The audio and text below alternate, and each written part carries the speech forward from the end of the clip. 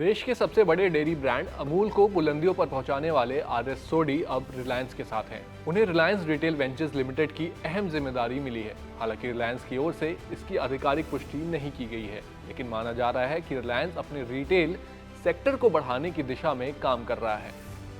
हाल ही में उसने कैंपा कोला का अधिग्रहण कर पेप्सी, कोको कोला जैसी बड़ी कंपनियों को चुनौती दी है। वहीं एफएमसीजी सेक्टर में रिलायंस अपनी धाक जमाने में जुटा हुआ है, जिसके लिए अब रिलायंस ने जियो वाला दांव चलते हुए प्राइस वॉर की शुरुआत कर दी है। वहीं अब रिलायंस के इस सफर में स्टीयरिंग व्हील अब आरएस सोडी के हाथों में पकड़ा दी गई है। आपको बता दें, रिलायंस अपने रिटेल सेक्टर को तेजी से बढ़ा रहा है, जिसके लिए कभी रिलायंस रिटेल नए प्रोडक्ट्स लॉन्च कर रहा है तो कभी कंपनियों का अधिग्रहण कर रहा है। बता दें, रिलायंस ने हाल ही में कैंपा कोला बेवरेज ब्रांड का अधिग्रहण किया। वहीं कई घरेलू और पर्सनल केयर से जुड़े प्रोडक्ट्स भी लॉन्च किए। अब एफएमसीजी सेक्टर में रिलायंस को मजबूती देने के लिए आरएस सोडी को अहम जिम्मेदारी सौंप दी गई है। वहीं अगर बात आरएस सोडी की करें तो देश के सबसे बड़े ब्रांड अमूल का 20 सालों से अधिक वक्त तक नेतृत्व करने वाले आरएस सोडी के पास लंबा अनुभव है। अब उनका ये अनुभव मुकेश अंबानी और ईशा अंबानी के किराना कारोबार को बढ़ाने में मदद कर सकता है।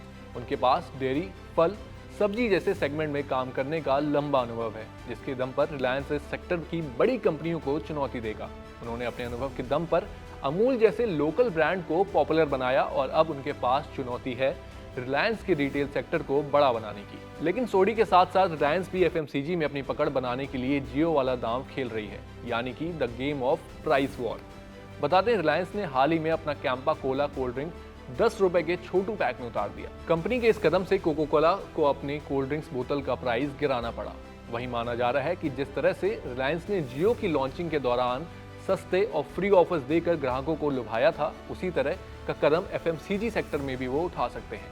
आपको बता दें, आरएस सोडी से पहले उन्होंने कोको कोला के पूर्व इंडिया प्रेसिडेंट को भी अपने यहाँ हायर किया था और अब सोडी की मदद से रिलायंस अपने डेयरी, फल, सब्जी समेत ग्रोसरी बिजनेस को बढ़ाएगी, जिसके बाद रिलायंस के सभी कॉम्पिटिटर्स चिंता में जरूर आ गए होंगे, क्योंकि जैसे कि रिलायंस के लिए कहा जाता है कि ये कंपनी जिस भी सेक्टर में उतरती है उसके सभी बड़े प्लेयर्स को डिस्टर्ब कर देती है। और हो सकता है इस बार बारी अमूल की हो। आपको रिलायंस की ये टेक्निक कैसी लगी हमें कमेंट बॉक्स में जरूर बताएं। साथ ही अगर आपको ये वीडियो पसंद आई है तो इसे भी लाइक, कमेंट और शेयर करना ना भूलें और देखते रहें जागरण बिजनेस।